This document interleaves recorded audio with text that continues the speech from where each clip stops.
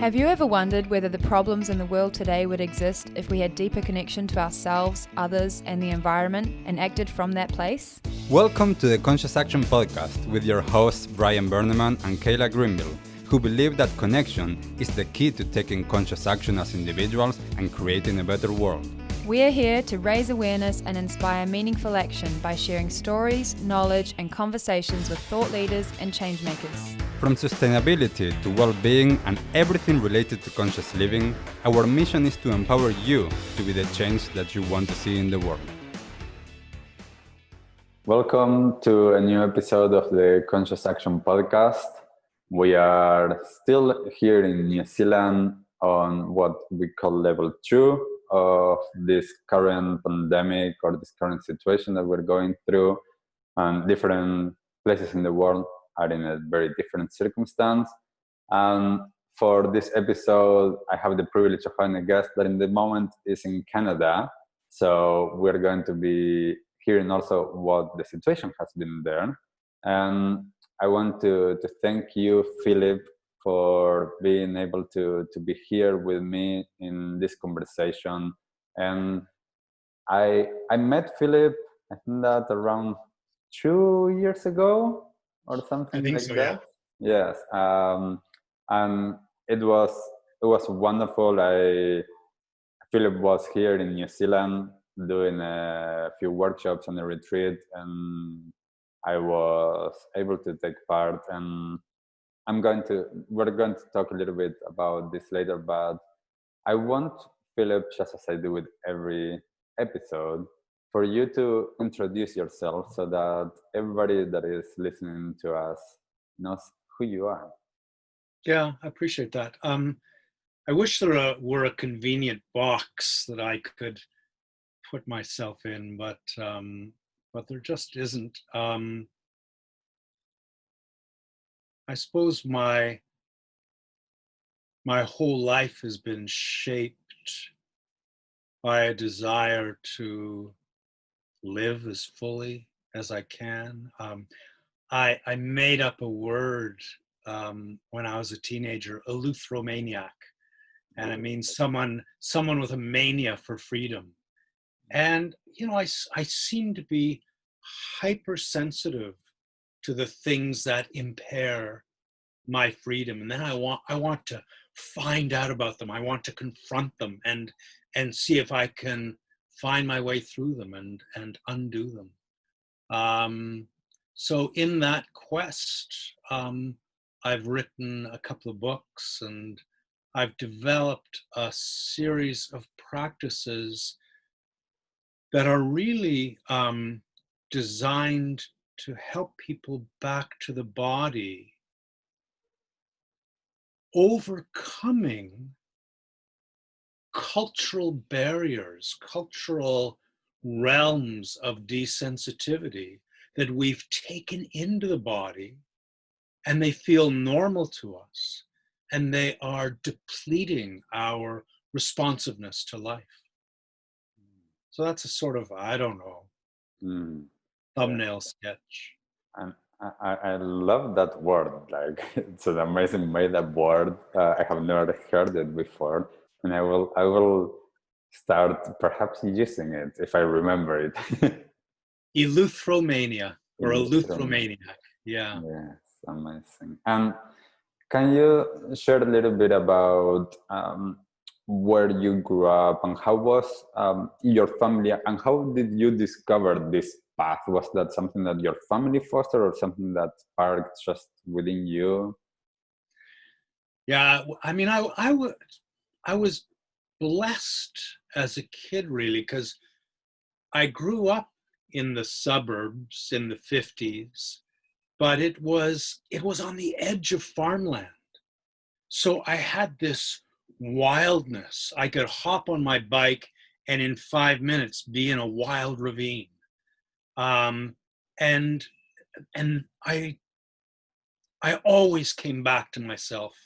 If I had time, I'd head down to that. There was this little spring-fed creek that was full of mystery and frogs and pheasants, and anyway, it was lush. So I I was blessed by that access. But it was the 50s. It was the suburbs. It was a fantasy when I wasn't in my refuge. I was in this culture of conformity, and it really seemed to me that the adults were playing out this fantasy and were encouraging me to join in, and I couldn't do it.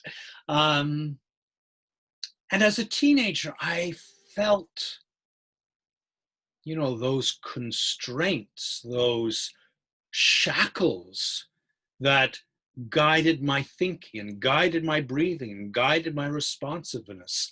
And I wanted to break free. And I somehow knew that the issue wasn't with me. I somehow knew the issue was my culture.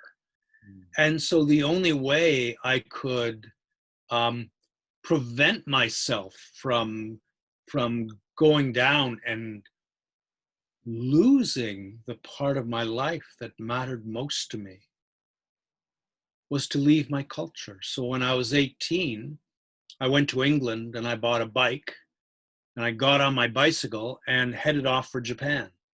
Wow. And I cycled through Europe and the Middle East and India and Japan, and I was free of my culture. I went through so many different ways of understanding what it means to be human. And I was gone for 2 years, and it was only when I came home that I experienced culture shock for the first time. And it was that strange thing of being back in this utterly familiar neighborhood and city, and yet it was so arbitrary and strange and familiar all at the same time. And so I'd gained the ability for myself to pose questions about the things that I had normalized to. And I think the most difficult thing is to question what you have just habituated to. And so that set my journey, and it took decades, but I feel it's it got where it needed to go. Beautiful. And it's so amazing. I because in a sense I did something similar. That was, I knew that there was more to life than what I knew. And I was so privileged of the family and the parents that I had, that they actually put me on this path. It wasn't that I wanted to escape them, but I was like, there's so much more to life. And going to live in other countries and traveling and open my eyes to different ways of living, different ways of being, and that self-discovery. And it's interesting as well, something that you just mentioned that I think that it's very important for these times, that is that culture shock. I actually, when I used to volunteer when I was younger for this youth organization that created exchanges around the world, and the most important part of the culture shock program that we had wasn't for people going to the new country, it was when they were coming back. Because, and I think that now that is going to be the truth for everyone, that once lockdown in different countries, whatever that look, ends and people will resume with their lives, things are going to be different. There's this, as you say, like this, it seems like familiar, you know it, it's the normal, but it's not the same. And that level of understanding that this reintegration process will need is going to be very, very important, because this has been a shock to everyone's system. And now, like at least here in New Zealand, that things have started to reopen, it's like, okay, now go back to normal, kind of. And people that use this time, however their circumstances were more challenging or easier, they got used to a little of that. So now they are different, and now coming back. Yeah. Yeah, I mean, I don't know how it is there, but in Toronto, the city buses are almost empty, but there are more bicycles. And the pace of things is different, and the awareness of people around you is different. I mean, 2 months ago, you'd walk down a downtown sidewalk and no one would see anyone else. No, I mean, you're just in your own little bubble, and now you're aware of other people and you're seeing them, and that's very different as well. So, God, I hope that our values, our idea of success, because what guides your actions is what you consider to be success, because you're always trying. Even if success means peace of heart, that's what guides you. If success means making as much money as fast as you can, that's what guides you. And the value system that upholds the idea of success, that had all of society on this hamster wheel going, and suddenly we're not going, and there is bird song and quiet time and books to read, and if there can be an adjustment in that, because the values, the craving that has driven us it's not just been harmful to the world around us, it's been harmful to our own vitality in our own life. Yes. Maybe Yes. that will be valued instead. Yes, and I actually hear that some things have restarted. I really heard some people that before were in this so-called hamster wheel, they were chasing work and success in terms of money. Now I've seen some of them here in New Zealand saying oh my God, again the cars, it's like they actually, something shift inside of them, as you say, noticing that the birds actually sing, and they do all the time. It's just that people weren't noticing. Yeah, well, part of it too is that it's so quiet. There aren't the cars, there aren't the planes, there aren't the trucks, there's not the machinery, and that quiet is just such a gift. If we appreciated the effect that a noisy, mechanized environment has on our nervous system, we would be taxing noise creators the way we would tax polluters. And noise pollution is a real thing. So that disengagement from the mechanized pulse of a city, which is where I live, into this quiet where you can actually hear the birds singing, is extraordinary. Yes, yes.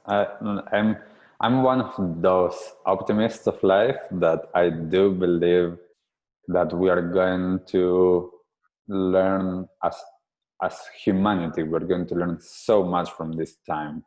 It's been this reset that it's not full change, but it's this time that I didn't think that it was going to be able to happen. I've been talking on workshops about the possibility of that being what would the world be if we could press pause for 2 weeks, everybody go home, rethink, reshape your idea of who you are and what is valuable and what's not, and then let's move on from there. And this was kind of that. And I do think that there's so much insight that we are gaining from here, and it's going to take some time, of course, to integrate that into reality. But I am super, super optimistic that we are learning so much and that we are going to come back to ourselves and come back to our interconnectedness. Yeah, I hope so. I mean, to some extent share your optimism, but we have been on the road to disembodiment for 6,000 years, ever since we turned away from the mother and turned away from the earth and shifted our devotion to the gods in the sky and the Father.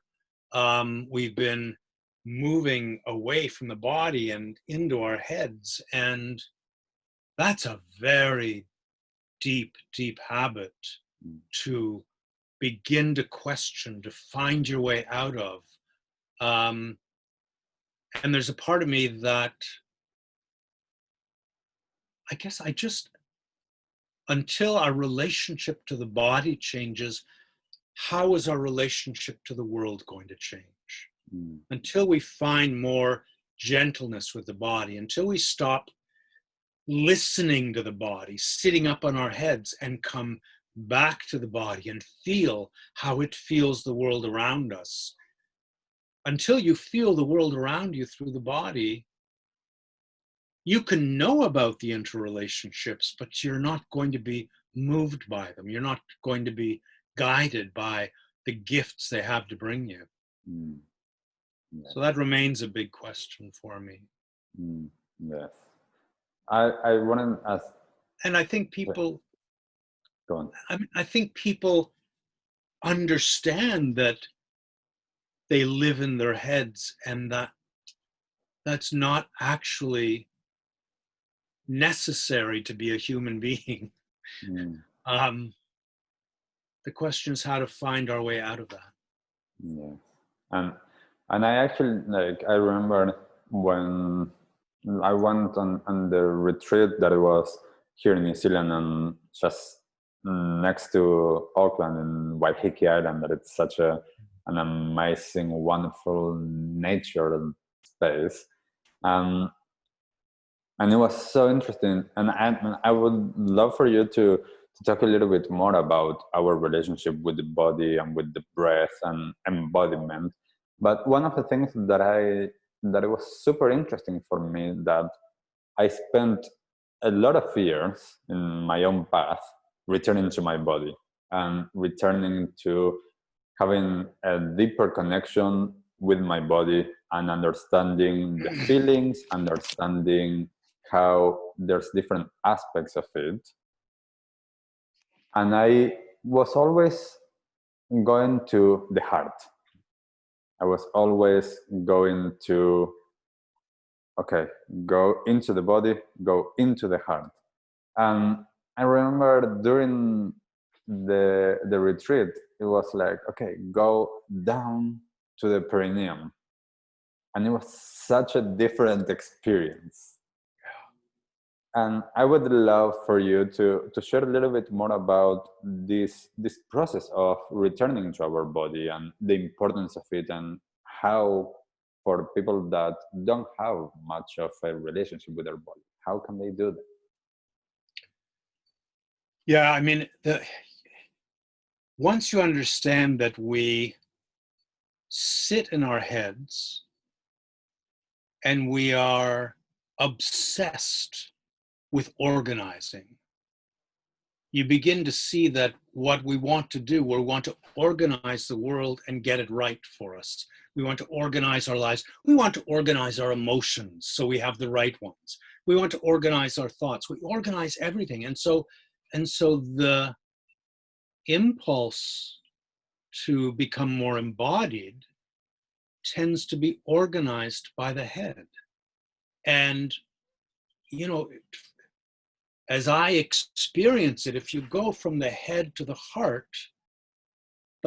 remains sort of subject to the head, because the head knows when the heart should open and how it should soften. So there's this tether that can remain. It's very different for me if you drop deeper into the body.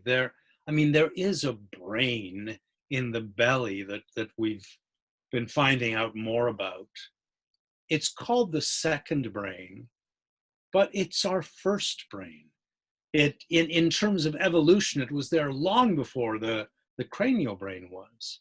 And it's the brain that is most essential to our being, because you know, the cranial brain can shut off and you can stay alive because you're still able to digest and nourish the body.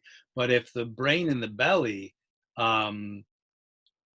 is fatally wounded, you die because you've lost your being. And so that journey, and it's not, you know, it's not a journey of sitting in the head, looking past the heart down into the body. It's a journey whereby you can actually allow the center of your awareness to descend into the body, into this cavern of sensitivity, and arrive on the perineum.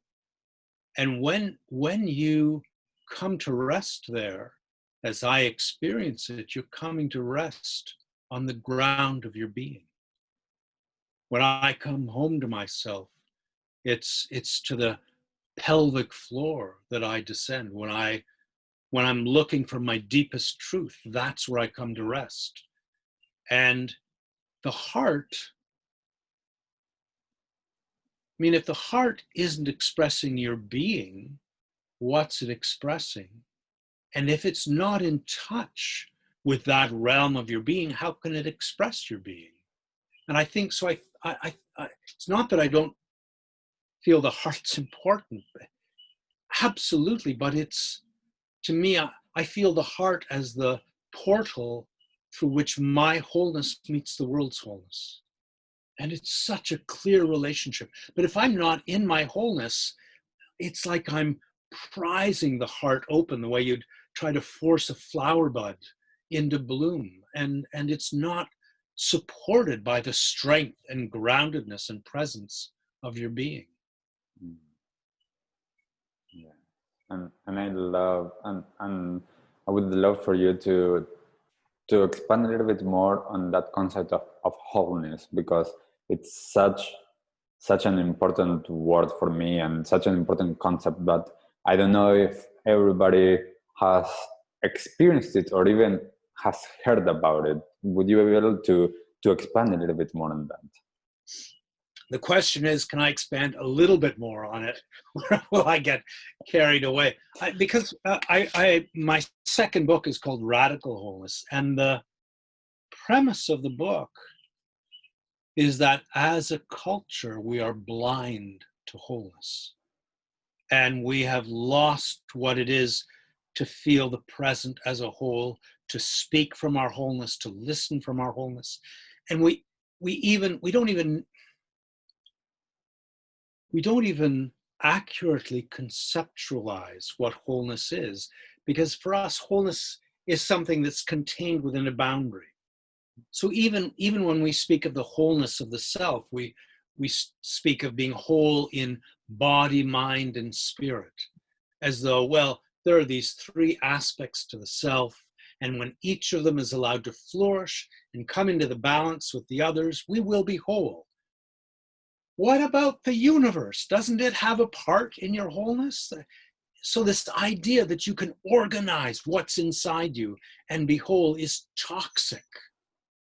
Wholeness is all there is. Everything affects everything with such subtlety and inevitability.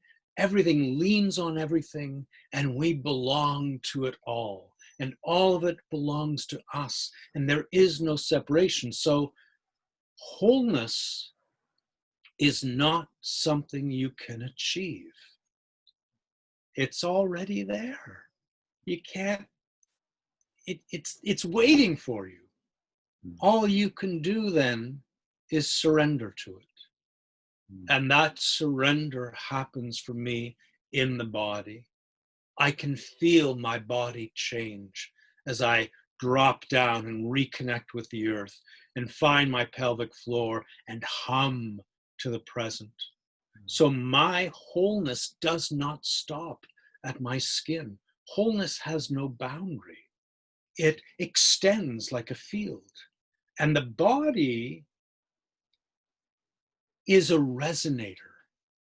It's just, we want the body to be a machine, or we want the body to do things, or the body is a resonator. And when it's emptied, when all of its internal conflicts have been resolved, when the tensions have softened, when the flesh has opened to welcome the world, it's it's a little, I've got a singing bowl.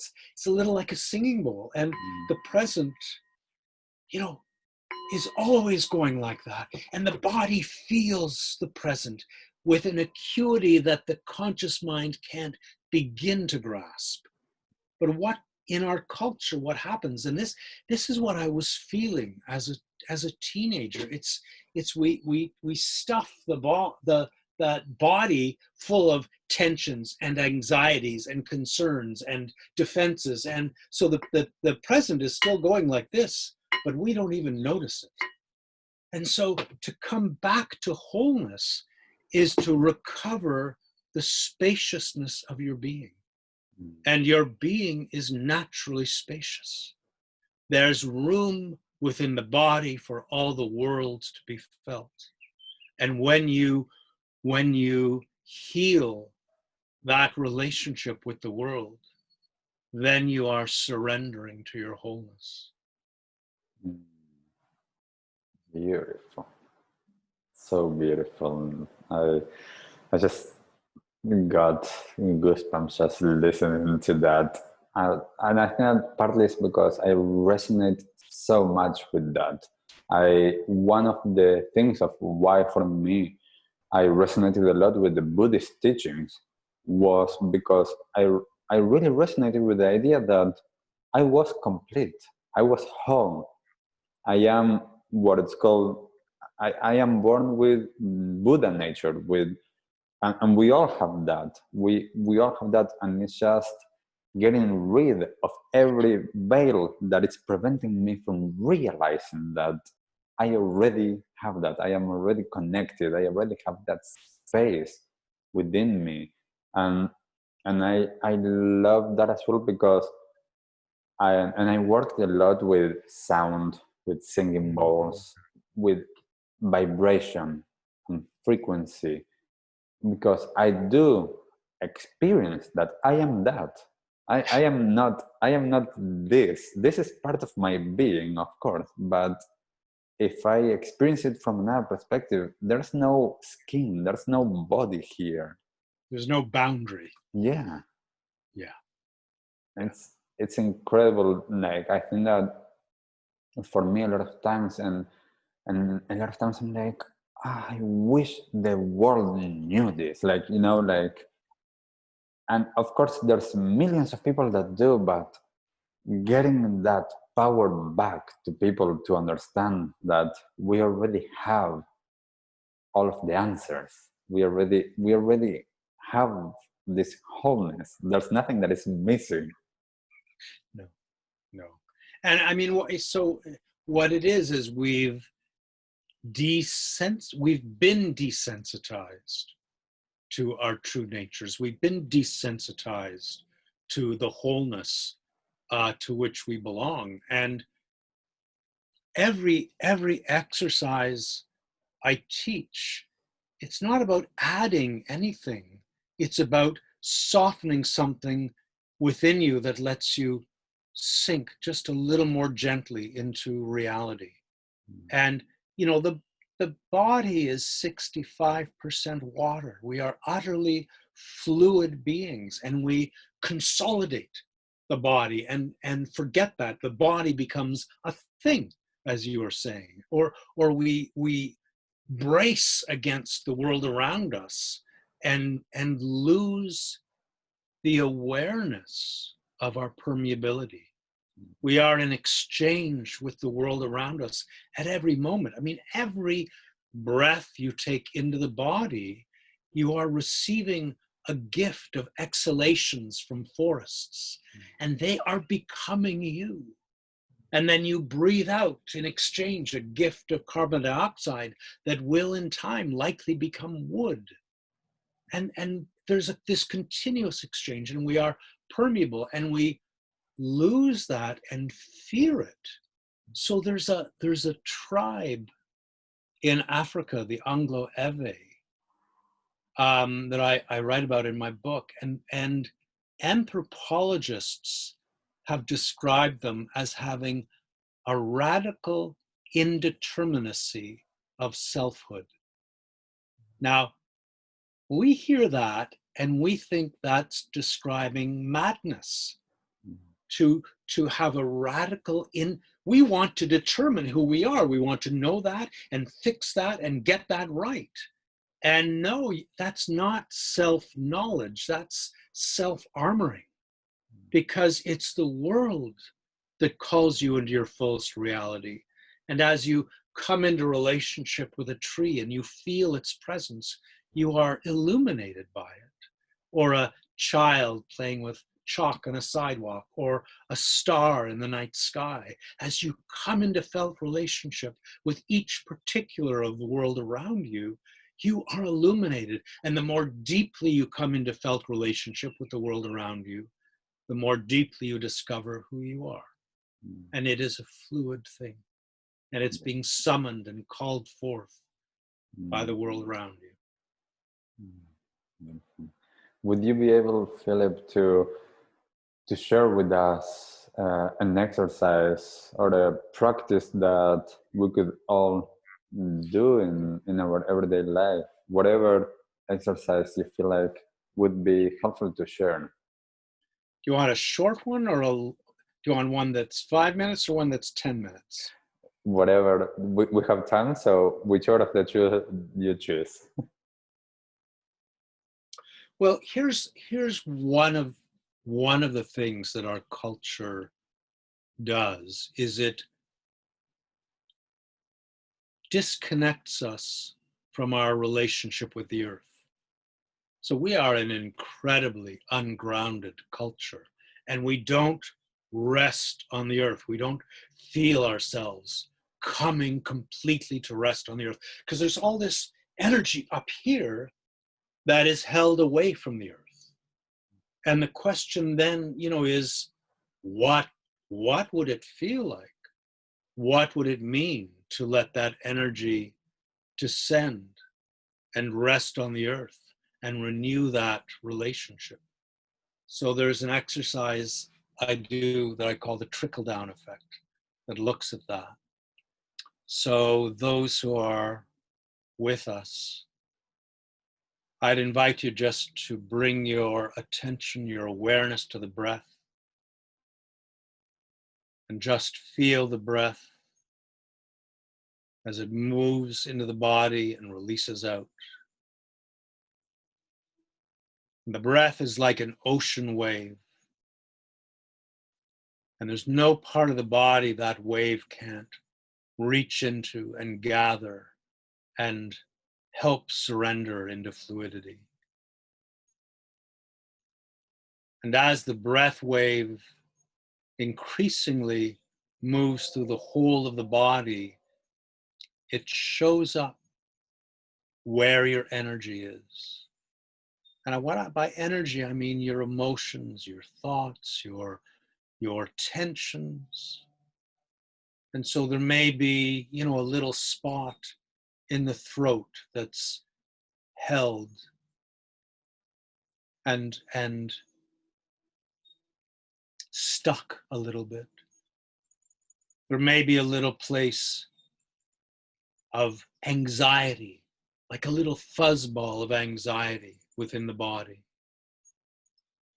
There may be a little realm of jitteriness. So there's this anticipation that runs through our bodies that's going, what next, when next, how next, where next, tugging us out of the present, and our cells become jittery. And how to just feel that without in any way judging it, without in any way asking it to be other than what it is. Feel your energy and honor it. Feel it as specifically as you can. Locate it as specifically as you can. Bring your awareness to the energy of the legs, that connection we have with the earth. And just notice how the energy shows up in them. And for those listening to this, if you want to stand up, you'll feel that energy more clearly. It's harder to feel as you sit. And bring your awareness to the energy of your thoughts. So not to the thoughts themselves, but to the energy that drives those thoughts, the energy behind your thoughts. It's a little like opening your eyes on the Wizard of Oz behind the curtain. And you feel that energy there, and again, honor it. Locate it as specifically as you can. Feel it. And feel all the places in your body where the energy feels a little stuck, a little caught, a little hooked maybe. And give them your love and give them your unconditional acceptance and honor them. So bring the awareness to the whole of your body, and your energy shows up in it like a star field at night, in all its diversity, in all its specificity. And then gently, gently give that energy permission to begin to melt. And you feel it melt within the body. You feel it liquefy, and as it melts, it begins to trickle down inside the body the way water trickles down through pebbles. And it melts in the head and trickles down, melts in the torso and the legs. There's a cascade of energy descending inside the body, and you feel the first trickle arrive on the soles of your feet, and it pools there. And those pools grow as the energy is released and descends, and they rise inside the legs like a tide. And still, you're noticing anywhere in the body that the energy is a little stuck, a little held, and you give it your love. You give it the love an orphan yearns to feel. And as it feels that love, it too will soften and melt and begin to descend through the body. And there is a cascade washing down through the body, and that fluid energy rises inside the legs, eventually to the pelvic floor. And still you're noticing anywhere in the body that the energy is a little held. You give it permission to melt as gently as you can. You feel it descend, and it joins that deep pool rising through the pelvic bowl. And it rises eventually to the top of the pelvic bowl.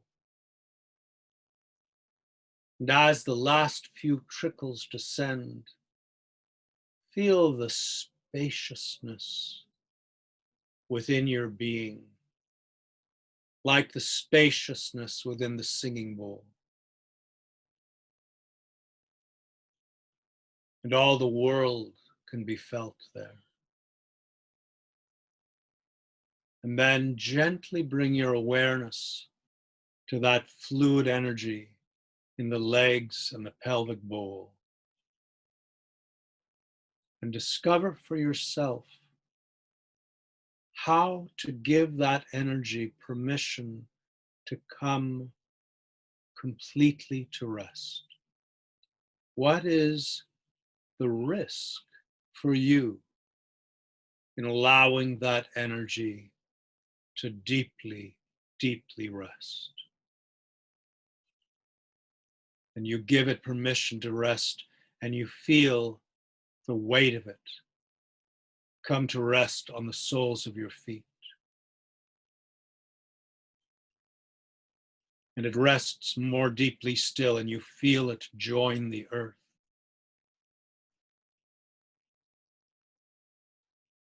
And as it rests on the earth, in the earth, you feel it also coming to rest in the present.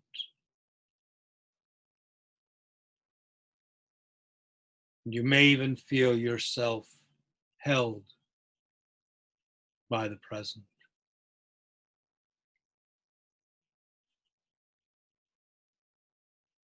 And be aware that within your body there is a groundedness that supports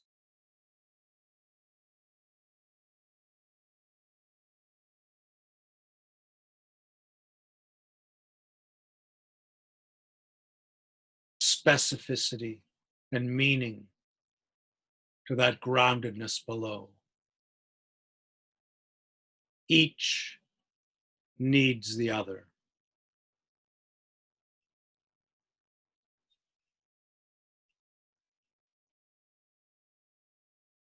Deeply, deeply rest with that spaciousness above, and notice how you feel.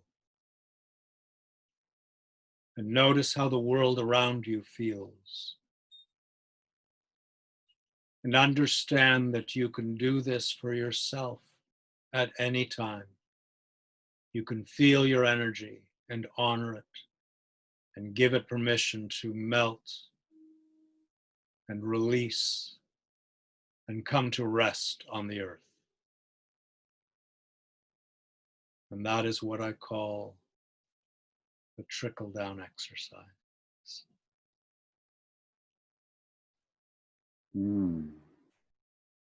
So beautiful. Thank you so much for sharing that exercise. I could just feel it, and my body went to this familiarity of when I did this exercise during the retreat. Yeah. That cellular memory that my body already had, and I hadn't done this specific exercise in this way in like now a few years. And yes, it's that power, and like just feeling it from my feet as it rises to my pelvic floor, and like the power that is contained there. Yeah. Yes. And the body remembers it, and it feels good, and that makes it easier to come back to and come back to. Yeah. So for everyone listening, if you have done this, perhaps press pausing to this audio. Just give yourself a time to come back, to be able to truly and fully experiencing it, because the conversation here will continue, and sometimes it's nice to be able to give yourself the time to be with the experience. And of course, that is the power of retreats. It's the power of taking workshops. And it's the power of this time that most of us have been, quote unquote, forced to retreat, forced to be at home. Wonderful. So, Philip, I wanted to start getting into towards the last part of the conversation, and I wanted to know you're writing now a new book. Would you be able to share what's the direction, or what are the topics that you're exploring within that book? Well, the new book is a departure for me. There is so much research that's come out in the last 15 years that has reevaluated the role muscle plays in health. It turns out that muscle creates hormones, peptides, but like hormones, when it works. When muscle is working, the whole body is affected. Your mental health is affected. Your insulin resistance is affected. It goes on and on and on. So for centuries, we've known that exercise is a good thing to do. It improves so much, but we've never understood why. So that's come to light. Like peptides were, the myokines is what they're called, were only discovered in the early 2000s.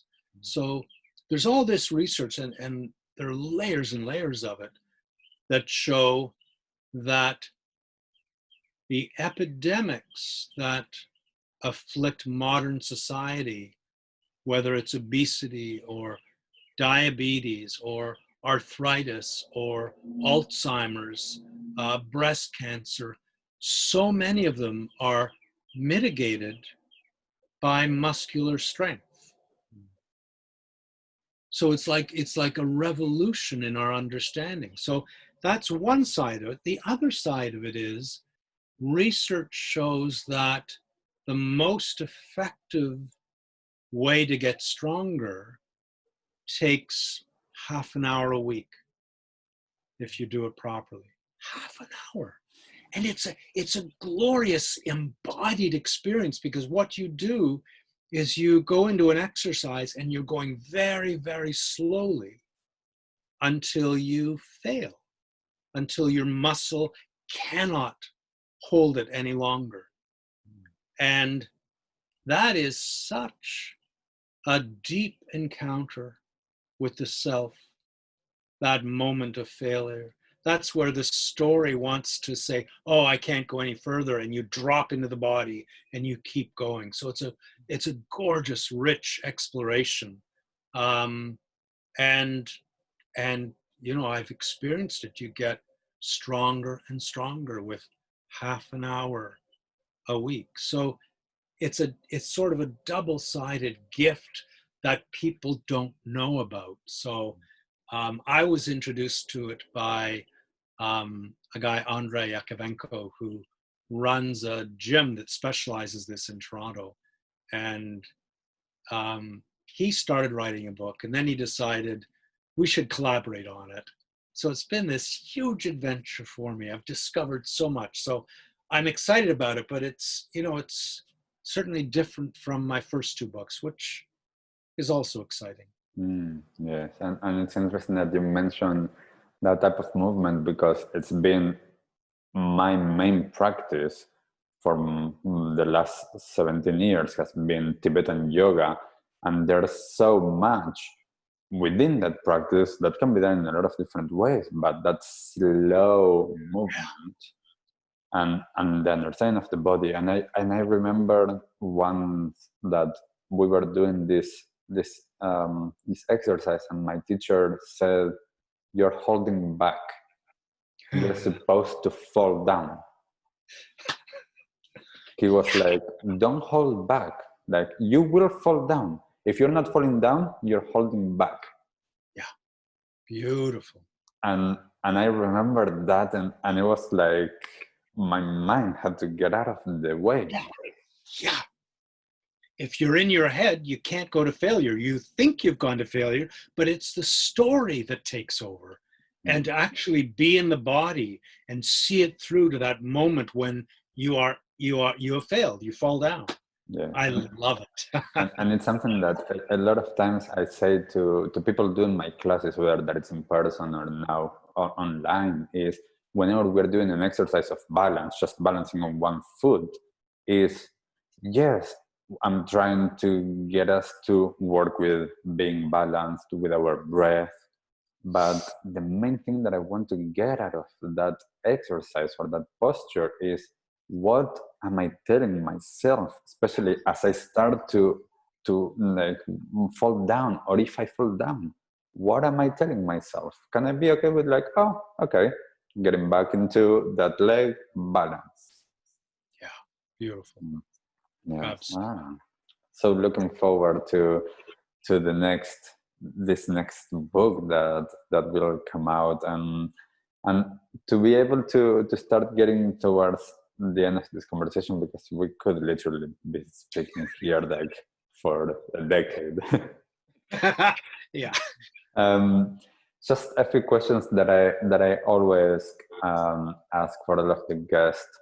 What is one resource that you would recommend for people that are listening? I mean, I'd love people to find out more about my work, not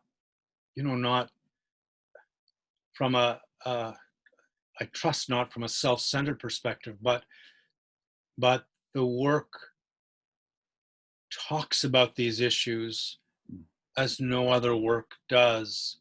My book, Radical Wholeness, is maps out my journey into freedom in a way that I'm hoping will help others. And it's not about working on yourself. It's about recognizing your environment and understanding how it lives within you, and realizing there's nothing wrong with you. It's how you've been conditioned, and you can feel that and soften through it. Mm. So whether they go to Radical Wholeness, my book, or there's an app that I developed at tep.life, TEPP.life, and the app is practices that will also move in the same direction. Beautiful. And yeah, like this is always the interesting thing of being able to share our understanding, and I have sometimes the same thing of like not wanting to appear self-centered, or not wanting to, in a sense, to try to self-promote, but on the other hand, it's like that is your life understanding, that is the gift to the world, and like yes, people should read it, people should like practice these practices. Yeah, and it's just it's a different perspective that I'm hoping people find value in. Yes. Another question: what is your one go-to tip for people?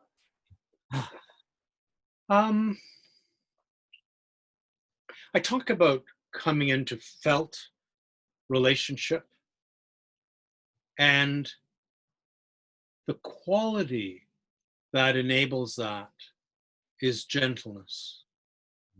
If you can gently stand before a tree, if you can gently feel your breath, if you can gently feel the soles of your feet at rest on the earth, if you can bring gentleness to your relationships, you will be deeply enriched.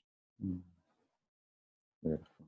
That gentleness. And that is something that in most of the Western civilization, it's not the where we would go, especially men, but even women. It's like that being more tough and not that allowing, not being gentle.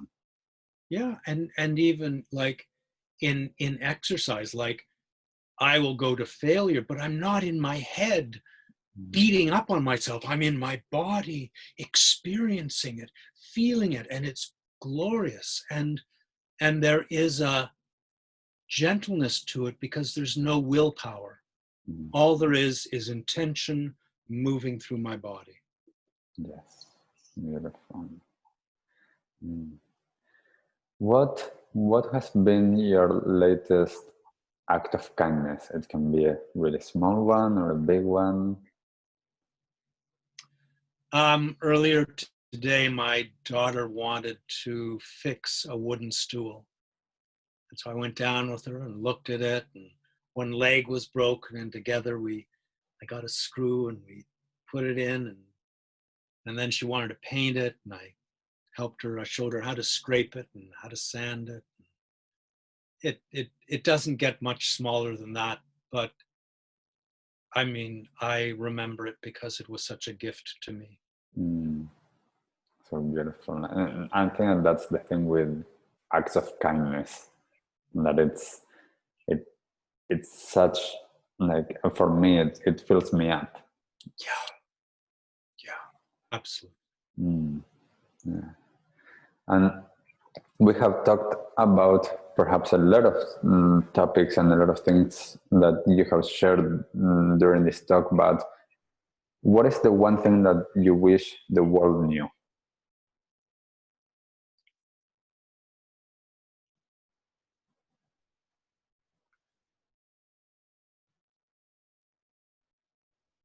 I wish people around the world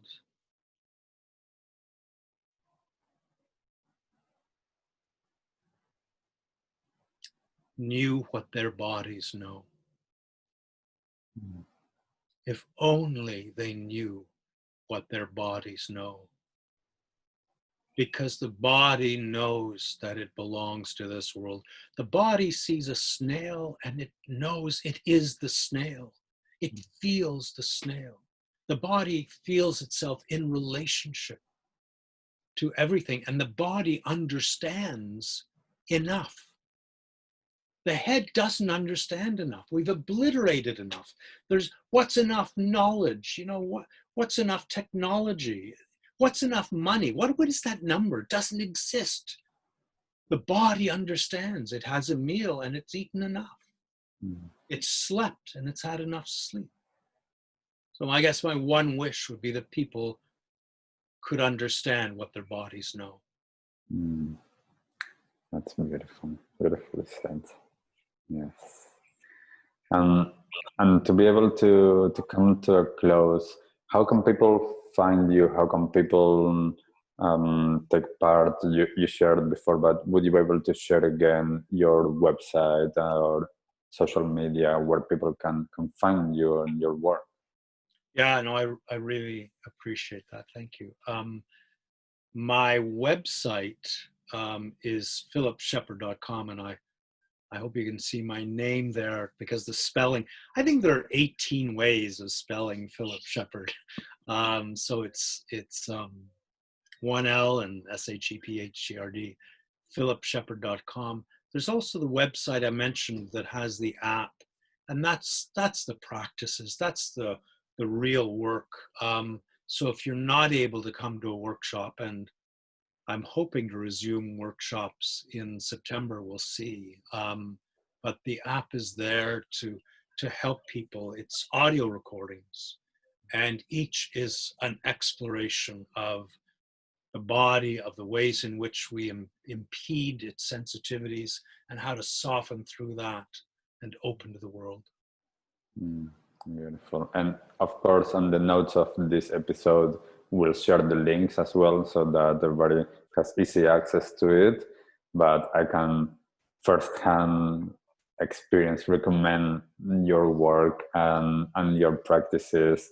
And I hope that, as I said, with your wish that the world knew, that coming back to the body, coming back to that relationship with that knowledge and that wisdom, and to understand wholeness. So thank you so much. It's been a pleasure to be able to have this conversation. Thank you for your exploration in your life, and for sharing that knowledge in such a beautiful way. And I hope that we have, in the not that distant future, another wonderful conversation. I would welcome it. I truly would. It's just such a pleasure speaking with you. Thank you so much. Thank you. And for everyone listening to this episode, I would love for you to share and comment with what was your experience, what resonated with you, what was your experience of the practice, and sharing as well other ways that you might have to get to that place of wholeness and getting back into your body. So thank you everyone for listening and for being here with us, and looking forward to the next episode. Bye. What did you like the most about this episode? Take a moment to think about what change you can make in your life today. Share your conscious action on social media using #ConsciousAction and tagging @ConsciousActionNZ so we can celebrate your impact on the world and create a ripple effect. One easy action we would love for you to take right now is to share, like, and subscribe to this podcast. This will help us get these messages out into the world and inspire more people to take conscious action in their own lives, contributing to the better world we hope for.